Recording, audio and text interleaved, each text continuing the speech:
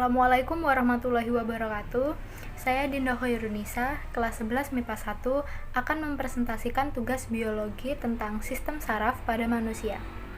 Sistem saraf merupakan sistem organ yang paling rumit, tersusun dari jutaan sel-sel saraf atau neuron yang berbentuk serabut dan saling terhubung untuk persepsi sensor, aktivitas motor sadar maupun tidak sadar, homostatis proses fisiologis tubuh, serta perkembangan pikiran dan ingatan. Yang pertama ada neuron atau sel saraf. Neuron merupakan unit fungsional sistem saraf, berukuran panjang sekitar 39 inci, serta terdiri atas 3 bagian. Yang pertama badan sel atau perikarion, berfungsi mengendalikan metabolisme keseluruhan neuron. Yang kedua dendrit, yang berfungsi menerima impuls atau sinyal dari sel lain untuk dikirimkan ke badan sel. Dan yang ketiga adalah akson, yang berfungsi mengirimkan impuls atau sinyal ke sel neuron lain. Selanjutnya ada sel mikroglia atau sel glia, yang merupakan sel penunjang pada susunan saraf pusat yang berfungsi sebagai jaringan ikat. Jenis-jenis dari sel mikroglia ada 4. Yang pertama astrosit, berbentuk bintang, berfungsi sebagai lem yang menyatukan neuron-neuron. Yang kedua adalah oligodendrosit atau oligodendroglia, berbentuk menyerupai astrosit tetapi memiliki badan sel yang lebih kecil. Berfungsi untuk membentuk mielin yang melapisi akson. Kemudian yang ketiga adalah mikroglia, berukuran paling kecil dan bersifat fagosit, berfungsi untuk pertahanan imun. Dan yang keempat adalah sel ependima, yang merupakan membran epitelium yang melapisi rongga cerebral dan medula spinalis. Kemudian yang selanjutnya adalah sinapsis. Sinapsis merupakan hubungan antara neuron yang satu dengan neuron yang lainnya, titik temu antara ujung akson yang satu dengan dendrit dari neuron yang lainnya, atau hubungan ke otot dan kelenjar. Struktur sinapsis dibagi menjadi 3 bagian, yaitu prasinaps atau bagian akson terminal, celah sinaps atau ruang antara prasinaps dan paskasinaps, serta paskasinaps atau bagian dendrit. Selanjutnya adalah impuls saraf, gerak sadar, dan gerak refleks.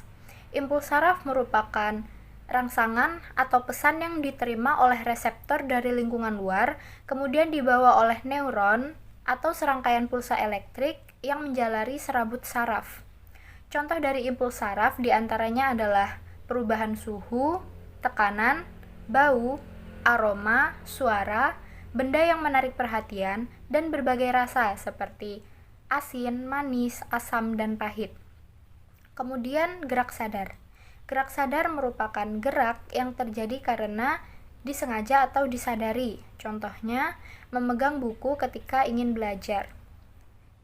Kemudian gerak refleks. Gerak refleks merupakan gerak yang terjadi secara tidak disengaja atau tidak disadari. Contohnya, menutupnya kelopak mata ketika ada benda asing yang masuk ke mata. Selanjutnya adalah mekanisme penghantaran impuls. Penghantaran impuls dalam neuron terjadi secara konduksi yang melibatkan peran pompa ion natrium dan kalium sebagai berikut.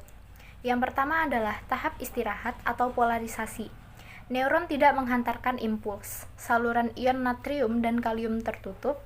Keadaan di bagian luar membran bermuatan positif, sedangkan di bagian permukaan dalam membran bermuatan negatif. Kemudian yang kedua adalah tahap depolarisasi.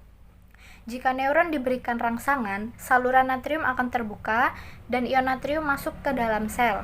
Hal tersebut menyebabkan perubahan muatan listrik atau penurunan gradien listrik, yaitu di bagian luar membran menjadi bermuatan negatif dan di bagian dalam membran menjadi bermuatan positif.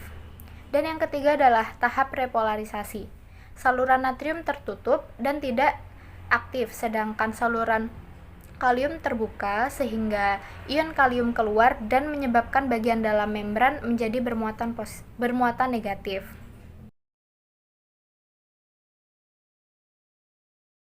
Sistem saraf pusat. Sistem saraf pusat terdiri dari 2 bagian, yaitu otak dan medula spinalis atau sumsum tulang belakang. Yang pertama adalah otak. Bagian-bagian otak terdiri dari cerebrum atau otak besar, diencephalon, sistem limbik atau renencephalon, mesencephalon atau otak tengah, pons farolii atau jembatan farol, cerebellum atau otak kecil, medula oblongata, dan formasi retikuler. Bagian sistem saraf pusat yang kedua adalah medula spinalis atau sumsum tulang belakang, berbentuk silinder langsing yang memanjang dari batang otak medula oblongata hingga ruas kedua tulang pinggang. Bagian medula spinalis ada dua struktur. Yang pertama, struktur bagian dalam atau substansi abu-abu. Batang atas dan bawah dari struktur berbentuk huruf H, disebut tanduk atau kolumna yang banyak mengandung badan sel, dendrit asosiasi, neuron eferen, dan akson tidak bermielin. Struktur yang kedua adalah struktur bagian luar atau substansi putih. Substansi putih tersusun dari akson yang bermielin.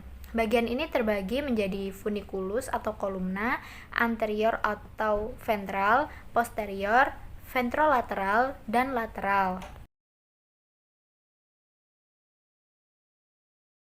Sistem saraf tepi atau sistem saraf perifer. Sistem ini meliputi saraf kranial yang berasal dari otak dan saraf spinal yang berasal dari medula spinalis. Yang pertama adalah saraf kranial atau cranial nerve yang terdiri atas 12 pasang saraf, yaitu saraf olfaktori, saraf optik, saraf okulomotor, saraf troklear, saraf trigeminal, saraf abdusen, saraf facial, saraf vestibulokoklear, saraf glossofaring, saraf vagus, saraf aksesori spinal, dan saraf hipoglossal. Yang kedua adalah saraf spinal yang terdiri atas 31 pasang saraf yang muncul dari segmen-segmen medula spinalis dan diberi nama sesuai nama ruas tulang belakang, yaitu saraf serviks 8 pasang, saraf toraks 12 pasang, saraf lumbar 5 pasang, saraf sakrum 5 pasang, dan saraf coccyx 1 pasang. Sekian presentasi tugas biologi saya. Terima kasih. Wassalamualaikum warahmatullahi wabarakatuh.